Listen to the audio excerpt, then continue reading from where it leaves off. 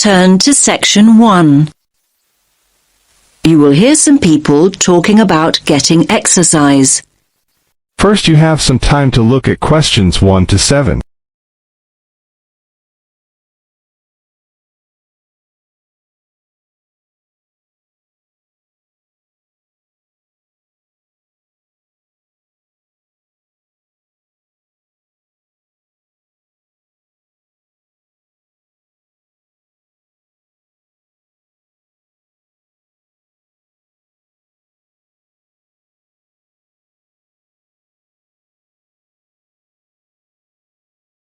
Now listen carefully and answer questions 1 to 7. Hey, Janos, have you seen this notice here? What's that? Join our mole walking program, Get Fit for free. Now I like the sound of that. I can't afford to keep up my gym membership this term. It's too expensive. I know what you mean. But what exactly is mole walking? Sounds a bit boring to me. Hold on. OK, it may sound boring, but it might be a great opportunity to take exercise. Think about it. A climate-controlled environment where you can take exercise without having to worry about the wind or the rain. Wind and rain? Have you actually looked at the weather outside? It's snow and ice out there. I only came into the mall to keep warm. Well, it is winter and we are in Canada after all. So just think, by mall walking we can exercise indoors instead of outdoors. Great. And another thing, we won't have to worry about the traffic. Just think, no busy roads to cross and no rush hours to think about. Come on, it's worth a try. You're still not exactly selling it to me. Imagine walking past the same stores, and they're not even open. So what's the point of that? Oh, come on, Janos. Just think about it as an opportunity to window shop and keep an eye out for bargains. And what about all the amazing decorations and displays we can take a look at? I think it sounds like fun. Did you say fun? Walking on a hard surface like concrete. Give me grass any day. Much more comfortable on the feet.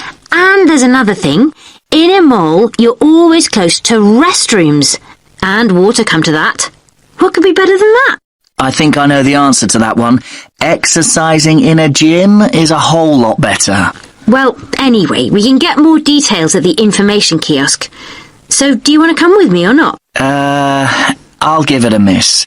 I'm off to the gym to make the most of my membership before it runs out. Hello. I'd like more information about the mall walking program. Great. We're always looking for new members. Can I just ask you how you found out about the program? On the notice board on the first floor. Oh, that's great. Most of our new members come through the website or through friends. Good to know people still read the notice board here in the mall. Yes, I guess so. Now, let me give you some details. The program runs weekdays, Monday through Friday. And it's an early start. Wait for it. Walkers meet at 7 a.m. 7 a.m? That is pretty early. But come to think of it, my lectures start at 9 most mornings, so I would be able to make it back to the campus in plenty of time. Great.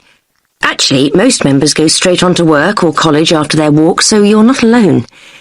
Now, our members meet here on the ground floor. Here at the information kiosk? No, just over there at the food court. Oh, the food court. OK. Yes, just follow the smell of coffee. Normally about 10 to 15 people show up for each walk, but numbers can vary. So, up to 15 in a group. That's an ideal number. Glad it's not 50. And how long do the walks last? You can expect to walk for 1 hour, but some groups do less, half an hour or so, and a few groups even do up to an hour and a half, so it's best to check when you arrive. Which day were you thinking of starting? Now you have some time to look at questions 8 to 10.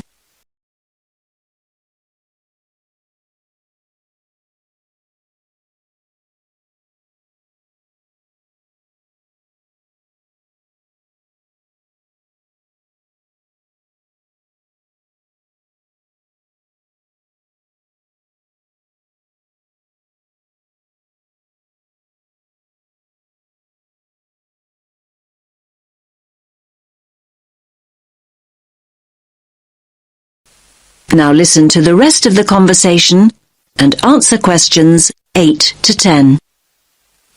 Well, next Monday would work for me. Morning lectures have been cancelled, so I would have plenty of time. Monday the 4th of February? Yes, that's right. OK. So let's get your details. Can you give me your full name? Anya Karczewskaya. Can you spell your surname, please? Yes. Karczewskaya.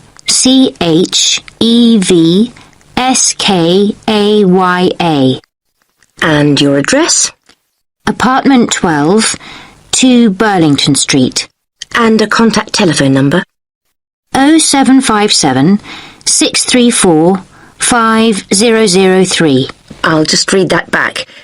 0757 634 5003. Yes.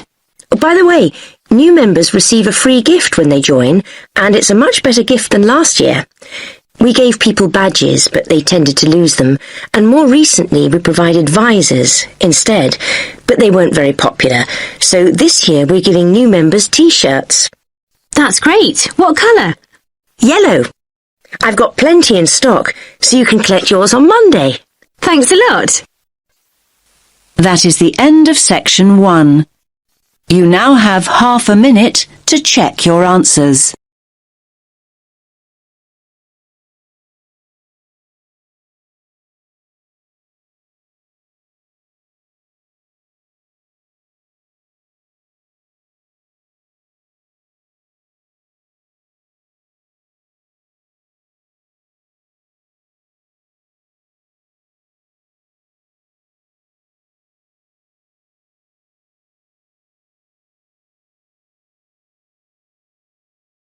Now turn to Section 2. Section 2. You will hear Laura talk about this year's International Food Festival. First, you have some time to look at questions 11 to 14.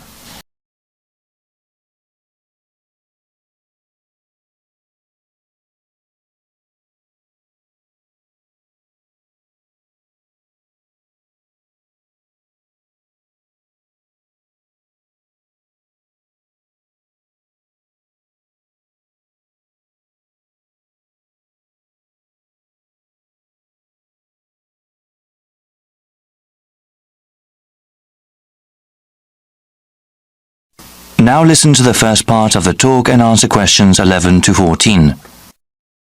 Good morning, everyone. Today we have a special guest speaker. Laura Lanthor is director of the International Food Festival this year. Laura, can you tell us about what to expect at the festival? Of course, Vincent. This spring, people in the city can go to the 7th Annual International Food Festival. This is a special event for the whole family. I do have to tell you, though, we are holding it at a different date than before. Easter is exceptionally early this year, and if the festival were held as usual, it would have fallen on the same weekend. This year, the festival will be held on the first week of April, before Easter. The festival will be held at the Walker Field grounds and will be divided into 4 main areas. There will be a Western food area with authentic representations of European cuisine.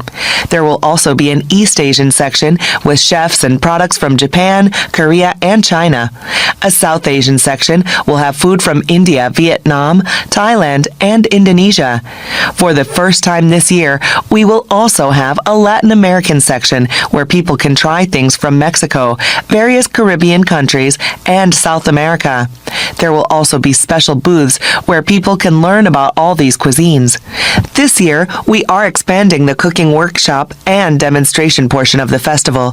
Attendees last year really seemed to like learning about food and having a hands-on experience. Before you hear the rest of the talk, you have some time to look at questions 15 to 20.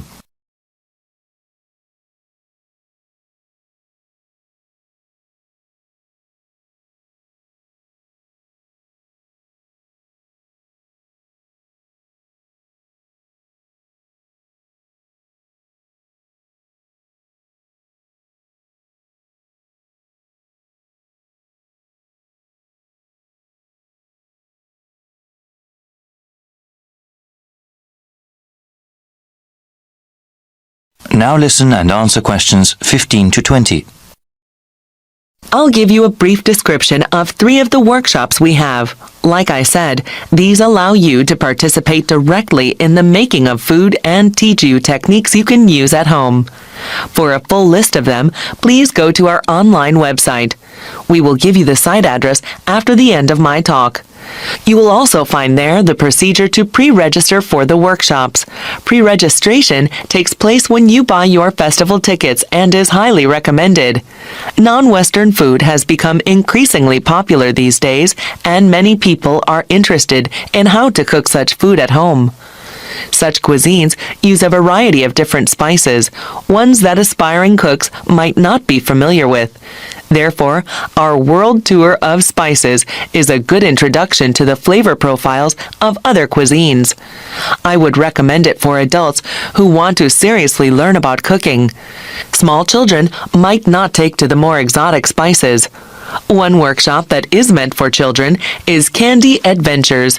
They're traditional activities like making gingerbread houses.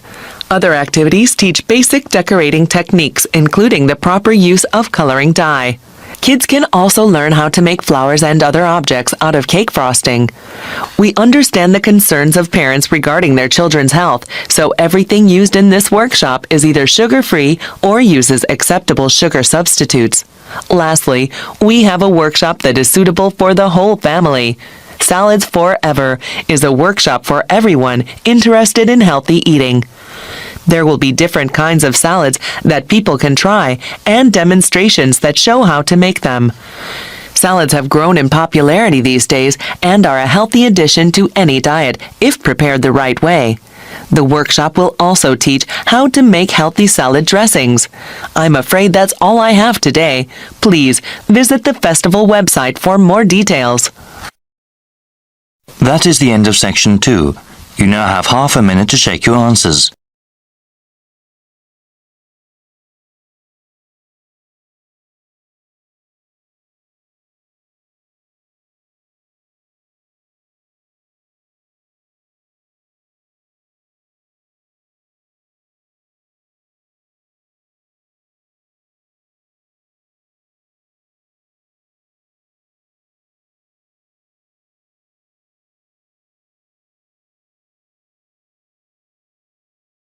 Now turn to section 3. Section 3. You will hear a conversation in a continuing education institute's office. First, you have some time to look at questions 21 to 25.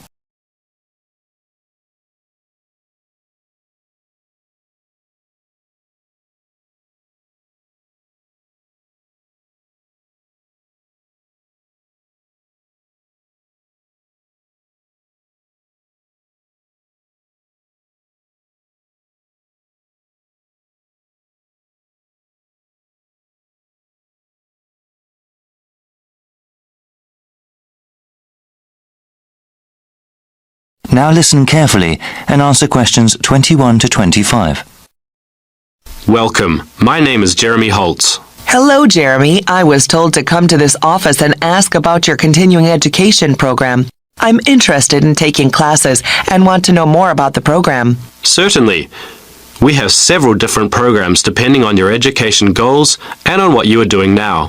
For example, we have continuing education programs for those who want to finish a degree or start a new one, and we also have a program for working adults. Well, I'm working part-time now and I'm interested in completing a degree in business administration.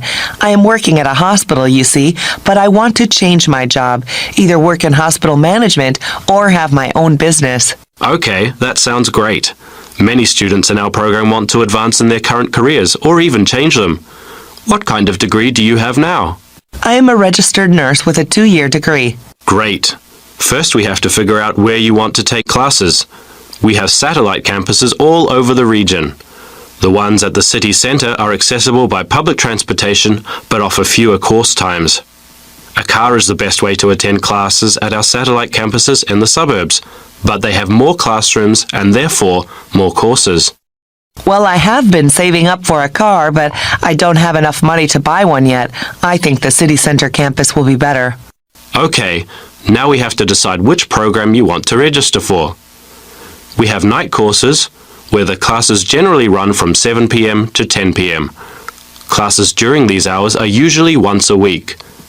There are also courses during the day that might work for you, depending on your work schedule.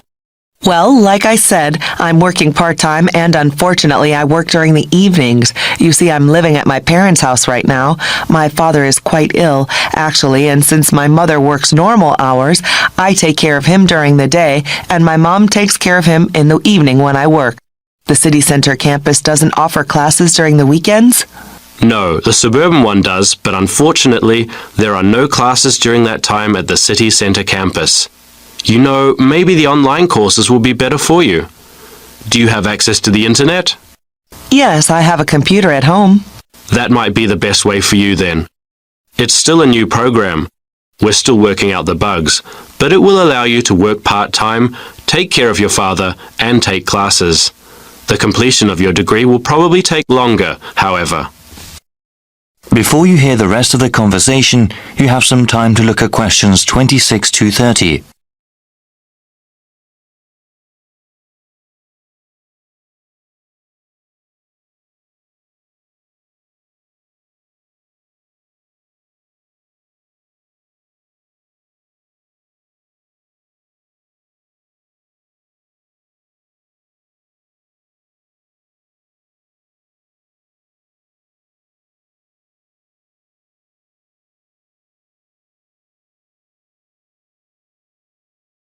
Now listen and answer questions 26 to 30.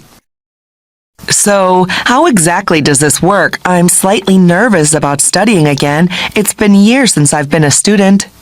Yes, it can be a bit daunting at times.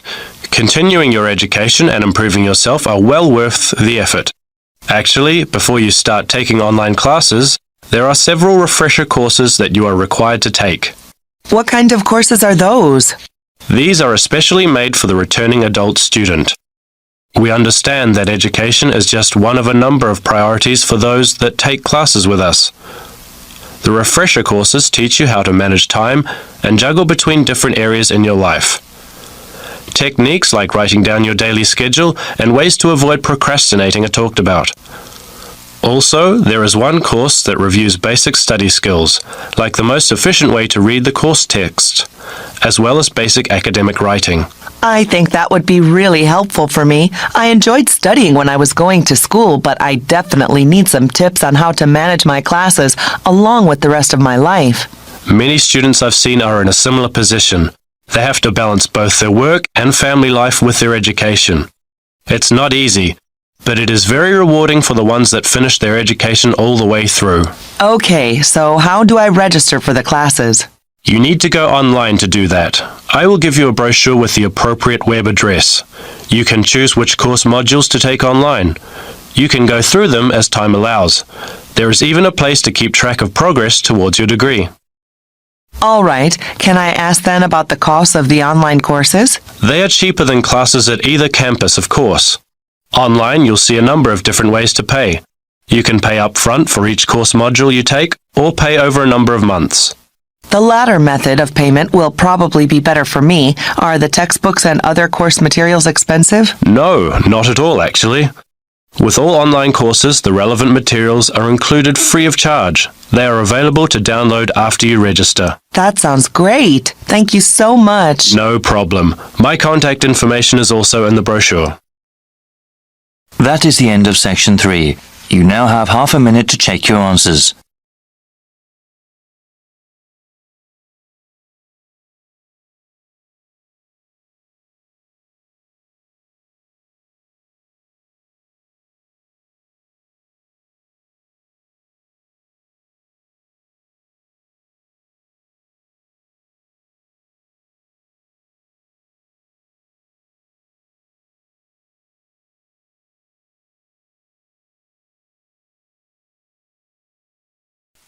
Now turn to section 4.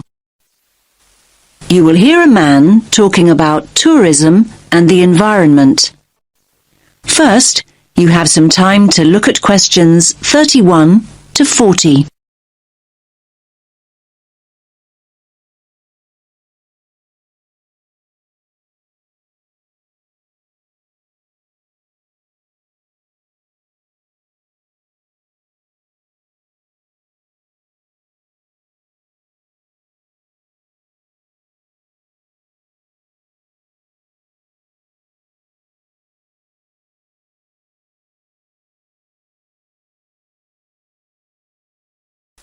Listen carefully to the talk and answer questions 31 to 40. Good morning, everyone. Let's make a start. Now, over the last few weeks, we've looked at some key areas in the travel and tourism module. We've already charted the origins and development of tourism, and we've also looked at the negative effects of tourism on both local communities and the environment. So, in this lecture, we're going to focus on ways in which tourists can actually benefit local people and natural areas if they travel responsibly. And this kind of travel is known as ecotourism. Now, there's no one definition of ecotourism. In fact, it can be interpreted in a number of different ways. This means it represents different things to different people. And sometimes people misunderstand ecotourism altogether. They think of it as just spending time in nature or natural areas. However, the truth is far more complex. In essence, it aims to minimize the negative impacts of tourism that we looked at earlier on in the course. Problems such as litter and water pollution, crime and so on, and, at the same time, to encourage travellers to have a positive impact on the places they visit. Now, there are many other words to describe a similar idea to ecotourism. In fact, the terms alternative tourism, sustainable tourism, or responsible tourism are often used to mean the same thing. But in fact, although the main ideas behind them are similar, there are small differences. And let's briefly look at these now. Alternative tourism is any kind of tourism that is not mass tourism. And by mass tourism, we mean hundreds, if not thousands, of people going on, for example, their 2 weeks a year beach holidays or traditional sightseeing tours. Alternative tourism includes travel such as backpacking and adventure holidays. And the term alternative also includes ecotourism, which is what we are mainly focusing on today. Now, what about sustainable tourism? Sustainable tourism has the same ideals as ecotourism, but it isn't limited to natural areas. So, you can have a sustainable tourist experience in a city or a town. And then we have responsible tourism. What does that mean exactly? Now, basically, this involves acting responsibly and respectfully as a guest when we travel overseas. And what do we mean by respectful? Well, being respectful might involve asking permission to take photographs, or go into someone's home observing some of the customs of the local community, such as dress, or making an effort to learn the language. Now, ecotourism can be passive or active. So, what do we mean by passive tourism? Well, let's think of some specific examples. A passive tourist might buy their holiday package from a company that donate part of their profits to local charities. Or a passive tourist might book environmentally friendly accommodation. This means choosing to stay in a hotel which may use solar power as a source of energy, or changes sheets and towels for their guests less frequently. Now, active ecotourism's a way for people to enjoy everything that nature has to offer, and at the same time enable them to leave a positive mark on the environment. Now, this kind of ecotourist is sometimes referred to as a voluntourist. That's a combination of volunteer and tourist. You get the idea. Now, voluntourists prefer to experience a new place in an active way. And this doesn't mean sitting in a tourist bus or listening to a pre-recorded guide. Basically, they want to physically connect with the place they're visiting. And this includes connecting with humans and animals. Now, their approach to travel can make a real difference and can really benefit the places and the communities they choose to visit. Voluntourists often help local people construct and repair buildings, or it could mean being willing to help a community with nature conservation. So let's think of some specific examples of this kind of work in action. Now, voluntourists have helped local communities to plant hundreds of trees and installed identifying signs in the rainforests of Costa Rica. They've also helped with sustainable food production in Cuba, and in Jamaica, they've been involved in the cleaning up of local rivers. And in Thailand, they've worked on building ecologically sustainable reforested habitats. Now, some of the work that voluntourists do also involves looking after endangered animals, like the Giant Panda Project in Japan, or the Animal Sanctuary Project in Ecuador. Now, this work doesn't just involve interacting with wildlife, but involves educating local people about the need to protect wildlife. Now, before we explore wildlife tourism in more detail, does anyone have any questions? That is the end of section 4. You now have half a minute to check your answers.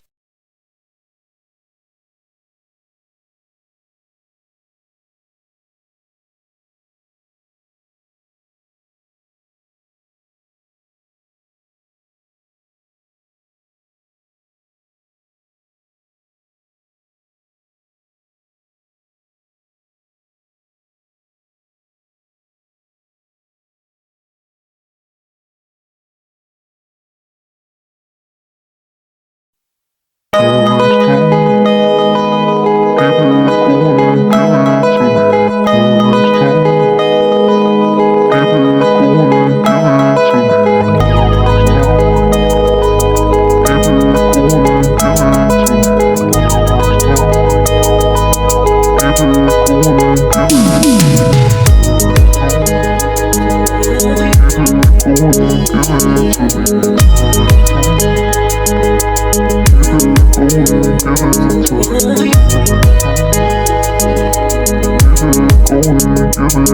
it to me.